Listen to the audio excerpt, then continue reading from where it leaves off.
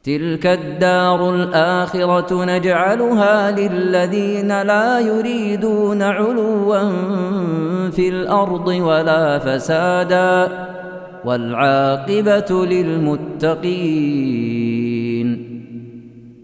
Setelah itu penulis rahimahullahu ta'ala menjelaskan tentang pembagian syafaat. Wasyafa'atu syafa'atan. Syafaat itu ada dua. Ini ditinjau dari sisi syafaat pada hal yang diizinkan dan tidak diizinkan. Syafaat itu terbagi dua. Ada yang syafaat musbata dan ada syafaat manfiyah. Iya. Dan syafaat kalau mau dibagi itu banyak pembagiannya. Banyak pembagiannya. Dan kita di sini tidak mengkaji luas tentang masalah syafaat. Kita hanya bahas sekadar pembahasan penulis saja. Karena masalah syafaat insyaallah ta'ala saya akan terangkan lebih jauh nanti. Itu di Kitabut Tauhid atau di Aqidah Al-Wasithiyah. Kita akan terangkan di situ berbagai bentuk pembagian syafaat yang lainnya.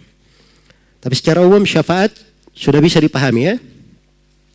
Syafaat itu gambarannya, kalau mau dimudahkan gambaran syafaat, ya kita ambil contoh syafaatul udma pada hari kiamat, syafaat terbesar. Syafaat yang hanya Nabi Muhammad SAW yang memintanya. Iya. Ketika seluruh makhluk dikumpulkan di padang mahsyar. Seluruh makhluk dikumpulkan di padang mahsyar.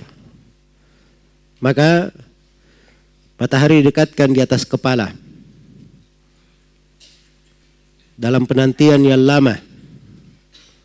Satu hari di padang mahsyar itu seperti 50.000 tahun. Iya. Kondisi yang dahsyat itu manusia pun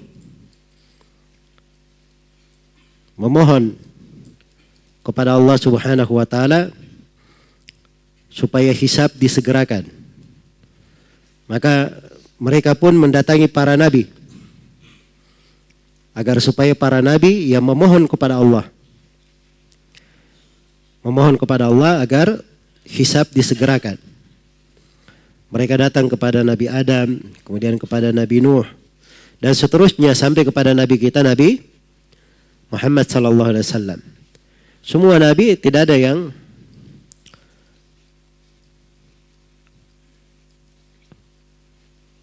menyanggupi untuk meminta. Semuanya berkata nafsi nafsi, diriku diriku. Kecuali nabi kita Nabi Muhammad sallallahu alaihi wasallam, beliaulah yang berkata analah, sayalah orang yang memang untuk syafaat itu. Iya. Maka beliau pun berdiri, kemudian mendatangi arsy Allah Subhanahu wa taala, lalu bersujud di bawah arsy Allah Subhanahu wa taala. Kemudian terus beliau memuji Allah Subhanahu wa taala dengan pujian-pujian.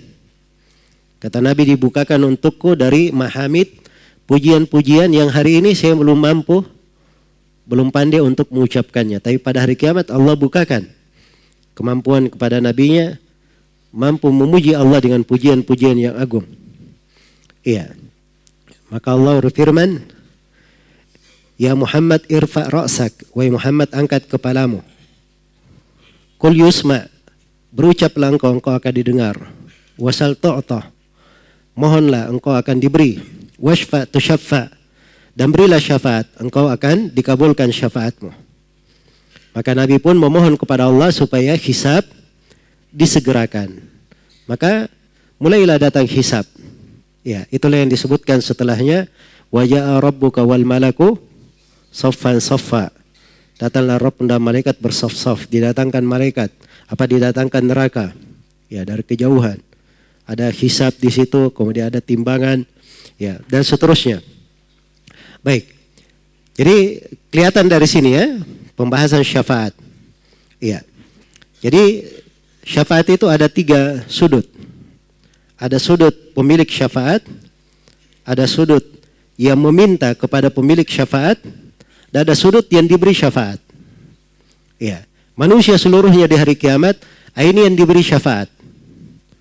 Yang meminta adalah siapa? Nabi kita, Nabi Muhammad sallallahu alaihi wasallam. Pemilik syafaat adalah siapa? Allah Subhanahu wa taala. Maka syafaat itu hanya milik Allah Subhanahu wa taala saja. Ya, maka kalau ada yang meminta syafaat kepada Allah, itu artinya dia melihat siapa yang menjadi perantara supaya meminta kepada Allah Subhanahu wa taala. Baik. Maka syafaat ini kata penulis rahimahullahu taala terbagi dua. Wasyafaatu syafaatan. Syafaat itu ada dua. Ada syafaatun manfiyah, syafaat yang dinafikan, dan ada syafaat yang ditiadakan, dan ada syafaatun musbatah, syafaat yang ditetapkan. Ya, musbatah. Diperbaiki itu harokatnya ya. Di bahasa Indonesianya, musbatah. Syafaat yang ditetapkan.